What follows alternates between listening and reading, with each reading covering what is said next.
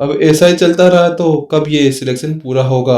अब तो combat master प्रीतम ने भी अपना सिर पकड़ लिया था, क्योंकि उन्होंने बहुत बार ऐसा देख लिया था। अब इससे वो परेशानी हो गए थे। अरे भाई अब इनका क्या करूं, इनको समझा दिया गया भाई मत मारो इनको, बेचारे यहाँ पे मार खाने तो ना आए थे, ये तुम्हारे यहाँ पे सिलेक्शन करने के लिए आए थे, तुम इनको मारे जा रहे हो। भाई थोड़ी बहुत तो शर्म कर लो, तुमसे सीनियर सही है। तुम आओ 1 मिनट वहां पे कॉम्बैट मास्टर हॉल के अंदर, ये तुम्हारी हालत बुरी कर देंगे। अब प्रीतम भी कुछ नहीं कर पा रहा था, उसका दिमाग नहीं चल रहा था। फिर थोड़ी देर की चीजें के बाद में वह प्रिंसिपल नितिन की तरफ मुड़े और नितिन से कहा, प्रिंसिपल नितिन, अगर ऐसा ही चलता रहा तो आपके होंगे मास्टर टीचर अकेडमी के ये स्टूडेंट्स कभी भी सिलेक्शन को पूरा नहीं करने देंगे। अब केवल मेरे पास एक ही परीक्षा है, अगर ये सभी उसको पास कर लेते हैं तो मैं और इनमें से 100 स्टूडेंट्स को अपने साथ में ले जाऊंगा बिना किसी स्लॉट की परवाह किए। और अगर आप ऐसे नहीं करवाना चाहते तो फिर मुझे एक ही चीज करनी होगी, इन सभी के बीच में इन सभी को लड़ाना होगा।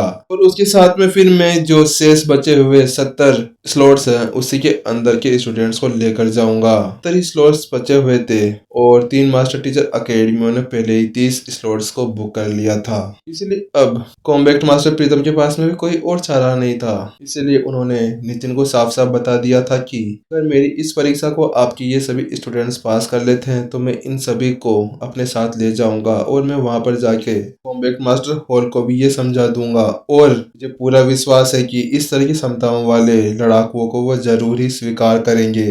और अगर आपकी ये 100 लड़ाकू एक साथ कॉम्बैट मास्टर हॉल के अंदर चले जाते हैं तो ये एक आशीर्वाद ही होगा। कॉम्बैट मास्टर प्रीतम की बातें सुनने के बाद में नितिन कॉम्बैट मास्टर प्रीतम की तरफ मुड़ा और उनसे कहा, हाँ आप बोलिए कि आपको किस तरह की परीक्षा लेनी है।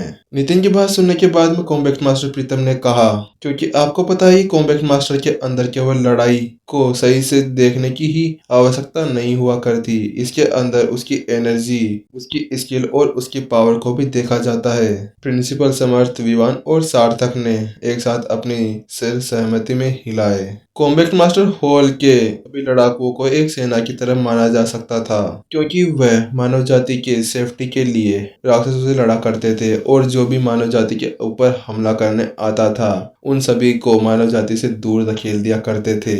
और आमतौर पर जिन लड़ाइयों का उन सभी लड़ाकुओं ने सामना किया था आज तक, वह सभी व्यक्तिगत लड़ाइयां नहीं थी, उसके अंदर ग्रुप के अंदर लड़ाइयां की जाती थी। इससे कोई फर्क नहीं पड़ता कि किसी लड़ाकू की युद्ध तकनीक के अंदर कितनी ज्यादा महारत है, उसके अंदर उसकी एनर्जी और उसकी ताकत और उसकी शारीरिक बल को भी देखा जाता है, ताकि जब वह अपनी टीम के साथ में राक्षसों या किसी से भी लड़ाई करने जाए तो वह उनके साथ लड़कर सामने वाले का सामना कर सके, ना कि अपनी टीम के ऊपर एक बोझ बने रहे। क्योंकि इससे टीम के ऊपर बहुत ही ज्यादा प्रभाव पड़ सकता था कि अगर एक कमजोर कॉम्बैट मास्टर उनके साथ में उस युद्ध के अंदर जाता है तो उनको लड़ाई से ज्यादा अपने साथी की देखभाल करना होगा।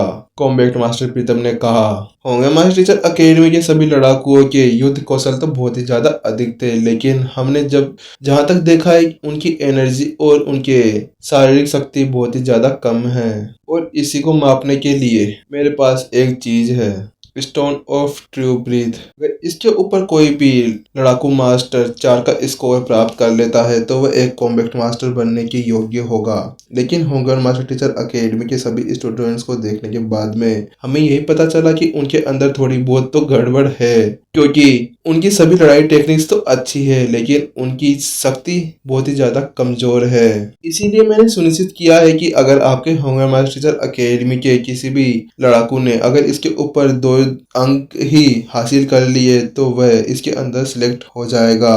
प्रिंसिपल सार्थक ने भी कहा, हाँ मैंने इसके बारे में सुना है लेकिन आज तक मैंने देखा नहीं है। प्रिंसिपल सार्थक की बात सुनने के बाद में नितिन ने कहा, क्या एक बार मैं उसको देख सकता हूँ? नितिन की बात सुनते हुए कॉम्बैट मास्टर प्रीतम ने अपने स्टोरेज रिंग से वह स्टोन बाहर निकाल लिया।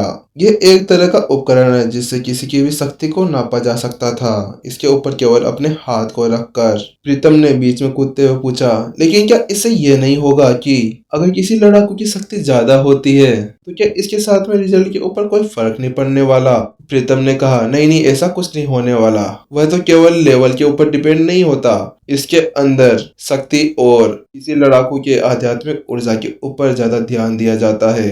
अगर कोई भी लड़ाकू 2 स्कोर भी प्राप्त कर लेता है तो वह कॉम्बैट मास्टर बनने के लिए रेडी होगा, लेकिन अगर वह 4 स्कोर प्राप्त कर लेता है तो उसकी क्षमताएं और भी ज्यादा अधिक होती। जब वह दोनों एक दूसरे से बात ही कर रहे थे तो नितिन उस ट्रू ब्रीथ स्टोन के पास में चला गया और एक पर उसको बारीकी से जांच करने के बाद में वह एक भोली सी शक्ल बनाते हुए कॉम्बैट मास्टर प्रीतम की तरफ मुड़ा और उनसे कहा, कॉम्बैट मास्टर प्रीतम, क्या मैं एक बार इसको आजमा सकता हूँ? नितिन को ट्रू ब्रीथ स्टोन के बारे में कुछ नहीं पता था, इसीलिए वो उसके बारे में पहले जान लेना चाहता था। इसीलिए उसने कॉम्बैट मास्टर प्रीतम से कहा कि मैं एक बार क्या इसको जांच सकता हूँ? प्रिंसिपल नितिन, क्या आप इसे खुद जांचना चाहते हैं? स्टेज के नीचे खड़े हुए स्कूल हेड उत्कर्ष और स्कूल हेड शंकर के चेहरे का रंग उड़ गया और वह अपने नीचे खड़े हुए 10 महान मास्टर टीचर्स की तरफ देखने लगे तो उन्होंने पाया कि उनके चेहरे का रंग भी उड़ा हुआ था, क्योंकि वह बहुत टाइम से प्रिंसिपल नितिन के साथ में थे। इसीलिए उनको पता था कि प्रिंसिपल नितिन ने अगर इसे एक बार जानने के लिए इसका टेस्ट किया तो शायद इसके साथ में कुछ भी हो सकता था, क्योंकि आखिरकार मास्टर होंगवान मास्टर टीचर अकेडमी के दवाई के देवते के हाथ में कुछ भी ऐसी चीज आ जाए और वो बिना टूटे वापस मिल जाए, ऐसा होना असंभव था। इसीलिए वह सभी अब कॉम्बैट मास्टर प्रीतम की तरफ देखने लगे। वह ये नहीं चाहते थे कि कॉम्बैट मास्टर प्रीतम अपनी इस अमूल्य चीज को नितिन को दे। आखिरकार कौन ही चाहेगा कि होंगवान मास्टर टीचर अकेडमी की नाक एक और बार नितिन के चक्कर में कट जाए। आखिरकार वो यहाँ पर मेहमान थे और मेहमानों की चीज तोड़ी नहीं जाती। स्कूल के प्रमुखों के चेहरे का रंग उड़ा हुआ देखकर प्रीतम को भी समझ में आ गया था कि यहाँ पर कुछ ना कुछ गड़बड़ है।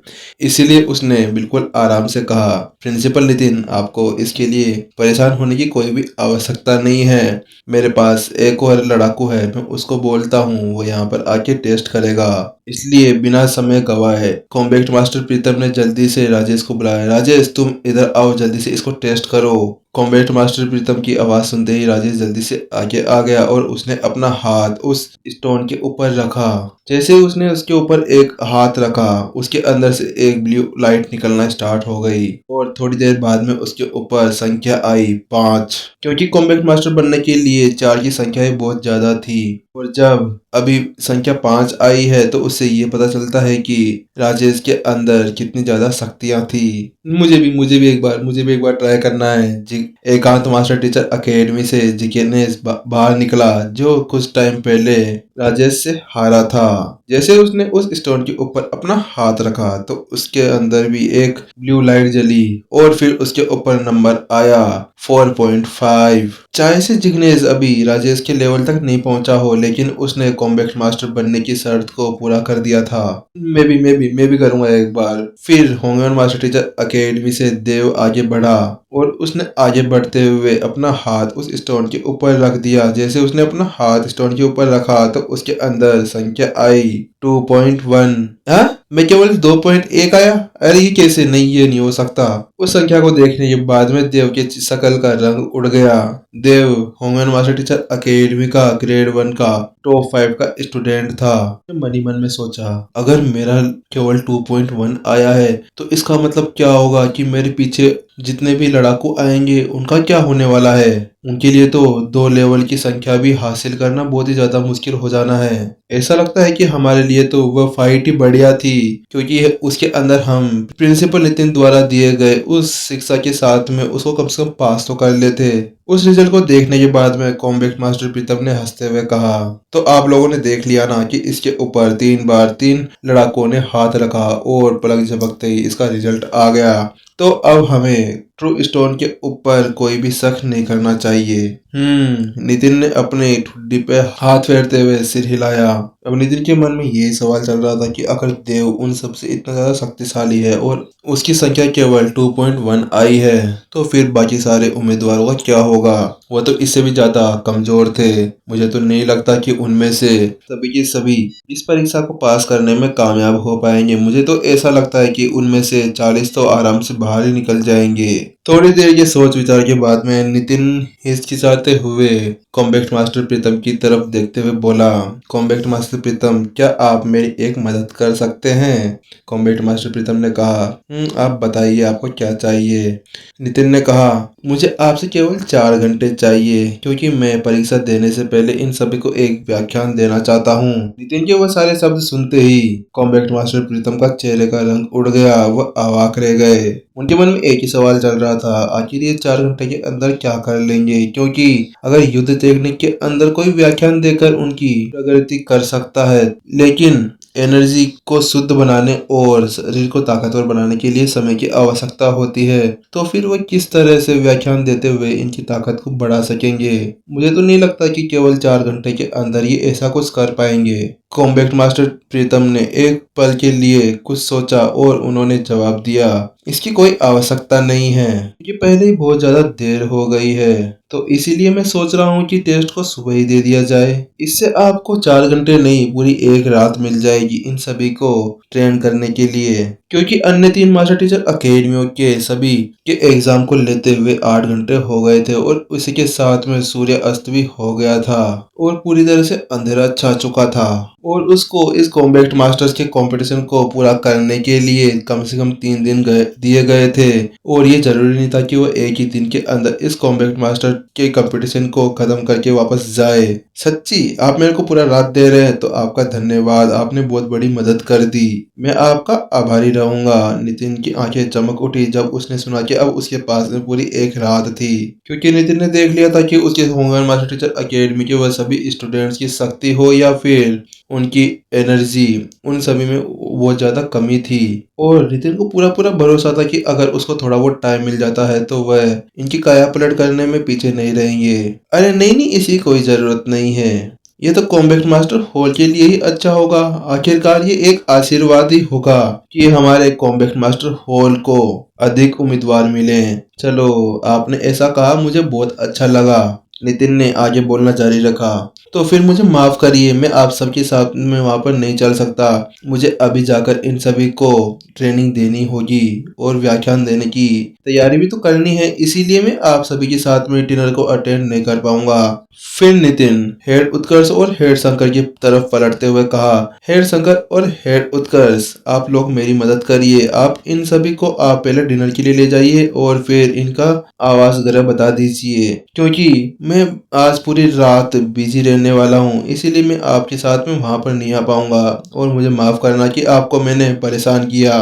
हेड उत्कर्ष ने आगे बढ़ते हुए कहा, इसकी कोई जरूरत नहीं है प्रिंसिपल नितिन, आप आपका काम करिए, हम इन्हें वहां पर ले जाते हैं। फिर नितिन जल्दी से एल्डर हॉल की तरफ चला गया, अपने पीछे सभी स्टूडेंट्स को लिए और प्रिंसिपल नितिन को वहां से जाने के बाद में हेड उत्कर्ष बाकी सभी प्रिंसिपल्स की तरफ मुड़े और उनसे कहा, चलिए हम पहले डिनर कर लेते हैं, फिर आपको मैं आपका आवास बता दूंगा जहां पर आपको रहना होगा।